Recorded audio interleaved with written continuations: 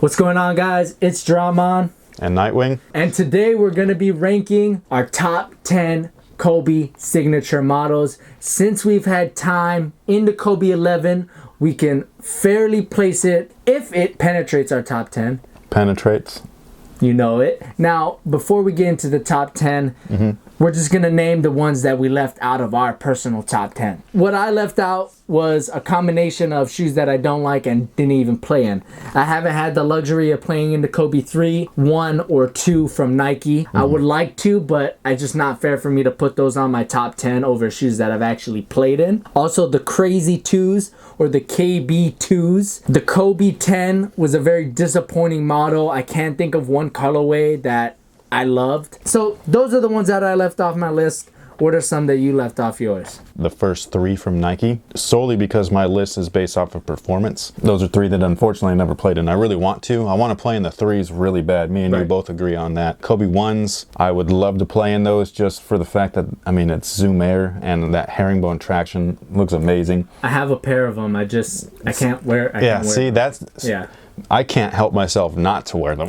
So like, it's like, I can't help myself, man. And then the Kobe 2s, there was different versions of that shoe. There was like a light and a strong and all this stuff well before like the 7s and all that stuff. So I left those off for that reason. And then the same reason that I would leave off any of the Adidas models is just because I didn't feel that they were as good performers. Mine are top 10 from best to worst, and the worst on my list is still slightly better than, say, the Adidas line that I did leave off. Let's just get straight to our top 10. But first, you guys always call me a bandwagoner. Anyone who knows me knows I'm a Laker fan. So this list is very important to me. So you know I had to wear something special. Time out. I like the digs, man. But yo, I got something super nostalgic. Are you ready? I got the Kobe jacket, but wait, check this out. Oh. Boom. Oh. Old school Lakers jersey from 2005. Look at the numbers. Yeah, they're like, this is old. They don't even look real. This is old.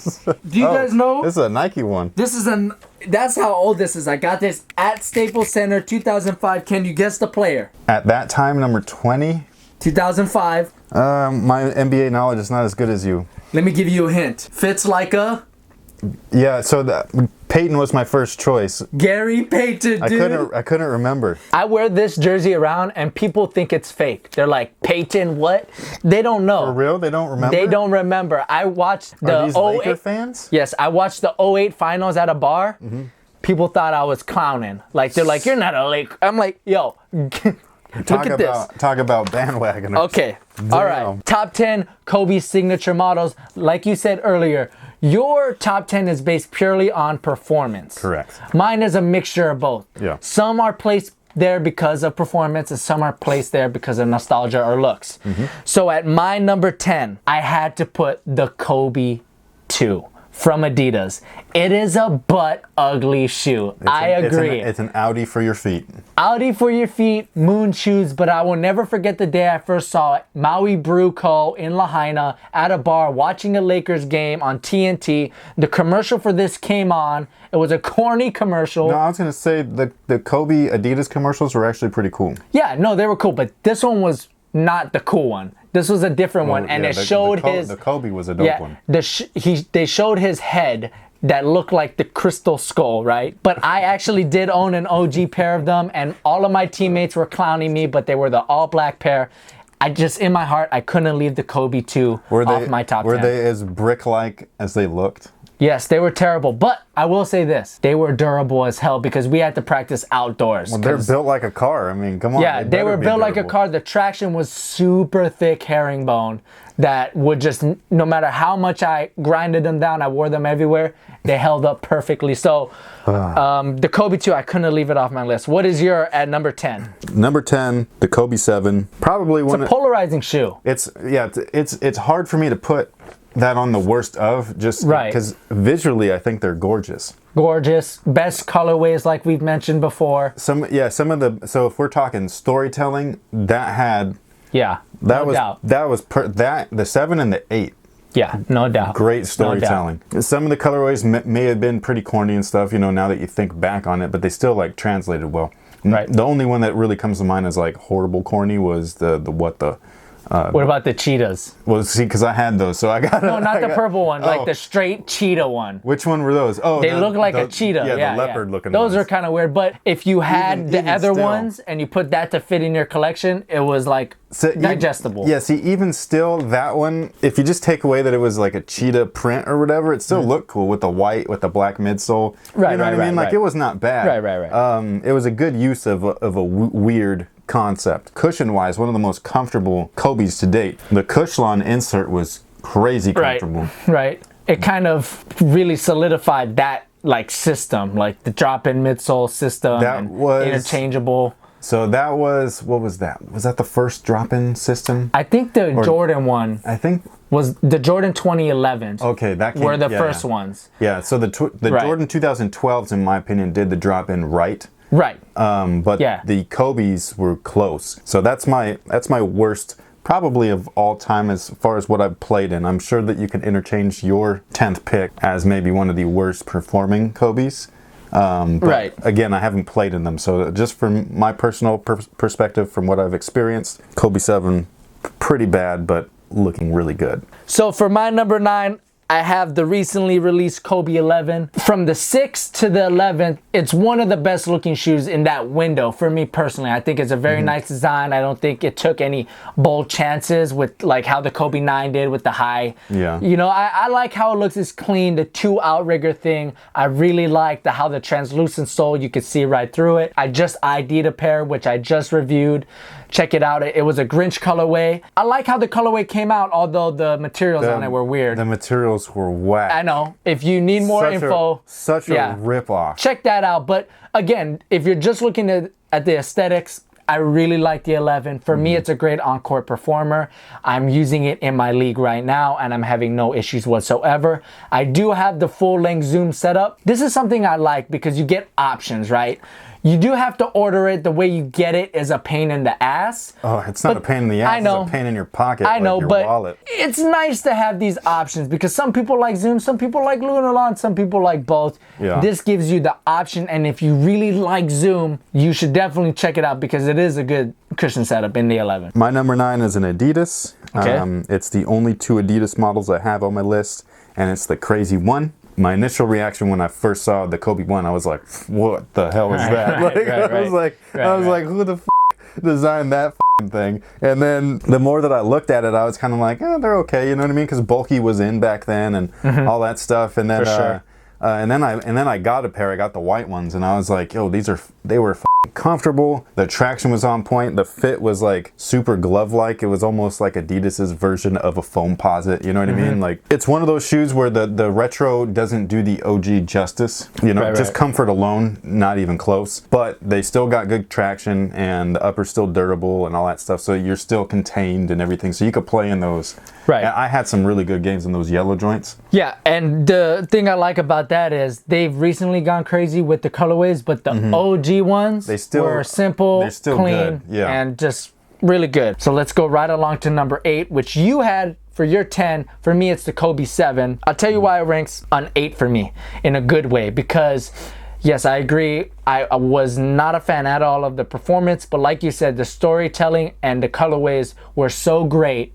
I have all the predators, the shark, the frog, the cheetah, the wolf. I have all of them. You have the Easters? The Easters. That's the one where I wish that I grabbed. And that one really tipped off like the whole Easter theme, which seems to be falling off every year. But that year was a good year for the Easter theme. And so, I mean, the colorways were dope. Some of my, like the shark colorway is one of my favorite Kobe colorways of all time. Those are really cool too. Yeah, so that's why I have the Kobe 7 at number 8. What about you? Okay, so my number 8 is the Kobe 11. That shoe, they had, in my opinion, almost perfect everywhere, except for a little bit too much plastic, the threading. And then the traction to me was like, it was too big of a hit or miss for me to where like I'd play on one court one night and be perfectly fine in them and squeaky and everything and just held like glue. Play on the same court the next night and just be sliding around everywhere. And like I was like, Right.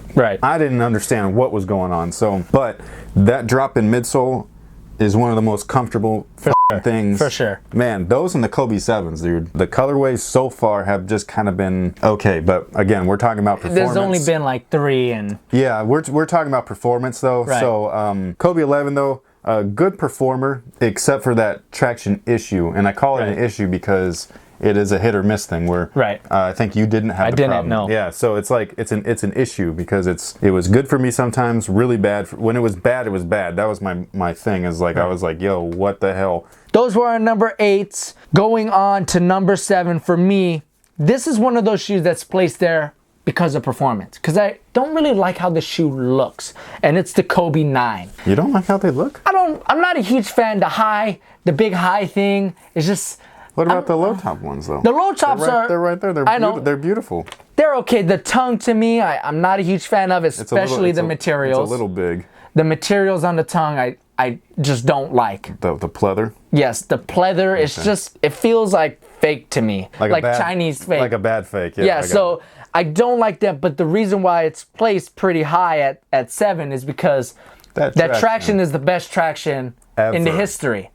I don't think it's disputable. Now, you could say, well, it doesn't hold up outdoors. Well, who cares? Who cares? It's so good. The reason why I think it's even better than we think it is because when we first saw it, we're like, that shit's not gonna work. Yeah, that was one of those times where I was like, I don't know about this. It looks funny. Yeah, and then we got it and we were like, mind blown. What is happening? It's crazy. It was also the first sneaker to, put Flyknit, albeit not in the best way. It wasn't the best, but it was serviceable, and you could say it was better than the way the 10 did it in some ways. It was a good first start. Yeah, exactly. So, the main thing is that they didn't screw it up, completely. Yeah, so that's why the Kobe 9 ranks so high at 7 for me. What do you got? Mine is actually the Kobe 10 Elite Low. Okay. Performance-wise. Okay. These are just the shoes I've played in. So I do hold them above the 3 that I've already mentioned. Because, again, kind of like your Kobe 9 thoughts, where that traction for me was surprisingly good. And that's one of the things that I thought was a bummer, is that all of the pairs that I've had fit me differently.